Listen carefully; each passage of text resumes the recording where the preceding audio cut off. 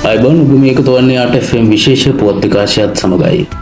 2023 වසරේ මාතර වැලිගම ප්‍රදේශයේ පිහිටි W15 හෝටලයට වෙඩි ප්‍රහාරයක් එල්ල කිරීමේ සිද්ධිය සම්බන්ධයෙන් තමන්ව අත්අඩංගුවට ගන්නා ලෙස මාතර මහේස්ත්‍රාත් අධිකරණය විසින් දී තිබෙන නියෝගයක් ක්‍රියාත්මක කිරීම වළක්වාලන අතුරු තහනම් නියෝගයක් නිකුත් කරන ලෙස ඉල්ලා පොලිස්පති දේශබන්දු තෙන්නකෝන් මහතා විසින් ඉදිරිපත් කළ රීට් ප්‍රස්තුමක් අභියාචනාධිකරණය විසින් අද 17 වනදා නිෂ්ප්‍රභ කර තිබේ.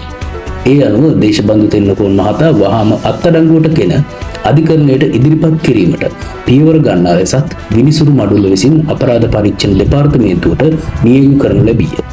දේශබන්දු තෙන්නකෝන් මහතා විසින් ඉදිරිපත් කළ රිට් පෙත්සමක් 12 වනදා අභියාචනාධිකරණය අමුවේ සලකා බැලුණි.